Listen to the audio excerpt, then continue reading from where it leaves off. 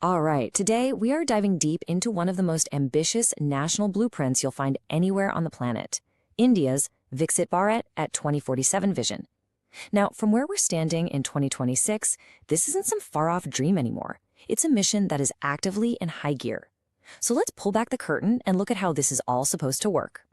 First things first, let's talk about the number at the heart of all this, $30 trillion.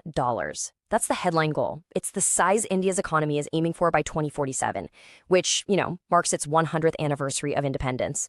It's a massive, audacious target, and it's the economic engine that's meant to power this entire national transformation. So, the big question is, how do you even get there? Well, here's how we're going to break it down. We'll start with the big picture, the 2047 vision itself. Then we'll get into its 4 foundational pillars, known as G.Y.M.A. After that, we'll look at the economic engine, what the role of the average citizen is, and finally, wrap up with this idea of a shared responsibility. Okay, let's get into the core idea here. The vision for 2047 is nothing less than transforming India into a fully developed nation. This is really all about moving past the planning stage, past the roadmaps, and shifting the entire country into what you could call a high execution mode. It's about getting things done. And the philosophy behind it is absolutely crucial to understand. This is not just a top-down plan from the government. The whole thing is built on a whole-of-nation approach. Basically, success depends on this perfect blend, this synergy between what the government does and what every individual citizen does. So, what's holding this whole vision up? Well, the entire structure rests on 4 foundational pillars. But here's what's interesting. Instead of focusing on the usual things like industry or agriculture, this plan actually centers on the key drivers of human potential. And they've got a pretty simple acronym for it. G.Y.M.A. That stands for Garib, the poor, Yuva, the youth, Mahilayen, women, and Annadata, the farmers. The thinking is that these 4 groups are the bedrock, the real foundation for a developed India. So let's break that down. First, G for Garib. The goal here is ambitious, to say the least, achieve zero poverty. But, and this is a big but, it's not just about income. The plan talks about multi-dimensional empowerment. What that really means is making sure every single citizen has solid access to healthcare, a roof over their head, and the digital tools that are just essential to get by in today's world. Next up, Y for Yuva, the youth. You've probably heard about India's demographic dividend, its massive young population. Well, the idea here is to cash that dividend in.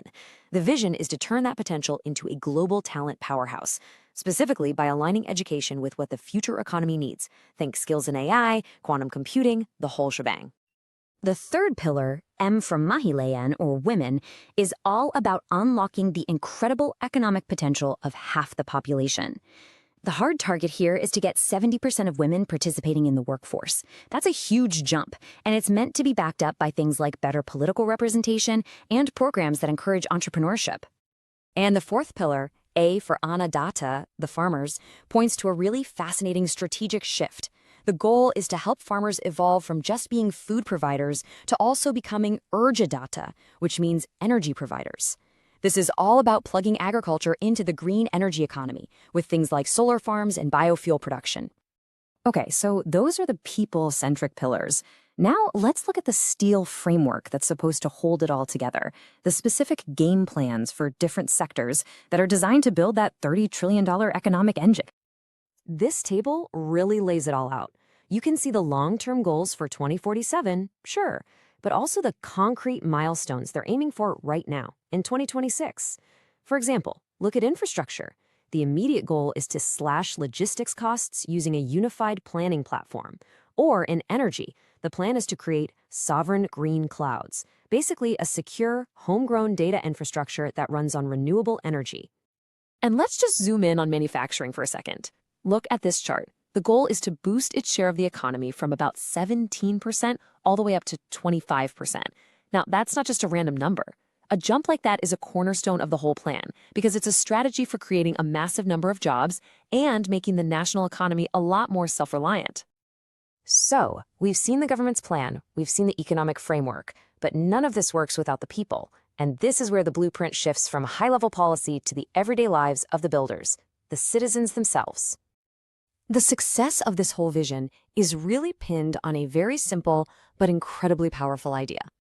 Sabka Prayas. It translates to everyone's effort.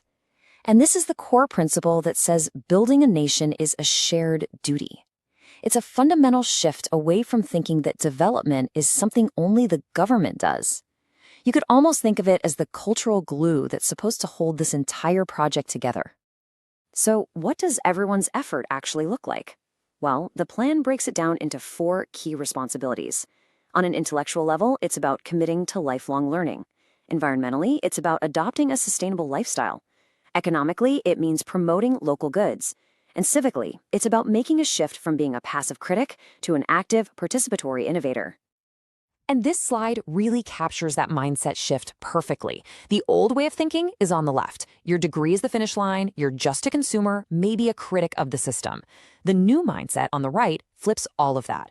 Your degree is just the foundation. You become a conscious consumer, and you evolve from being a critic to someone who actively participates in finding solutions. So as we look out toward that 2047 horizon, the core message becomes crystal clear. The success of this monumental undertaking doesn't just hinge on policies and budgets. It really comes down to collective effort and a serious long-term commitment from everyone. There's a quote from one of the planning reports that just captures this whole spirit perfectly. It says, "Building India 2047 is not a destination, but a deliberate discipline." I mean, think about that. It frames this whole 2-decade journey not as a single finish line to cross, but as a continuous practice, a daily commitment.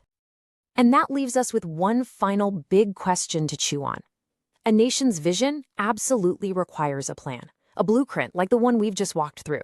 But can any plan, no matter how detailed or ambitious, ever truly succeed without that shared, deliberate discipline from every single citizen? That really is the question that will be answered between now and 2047.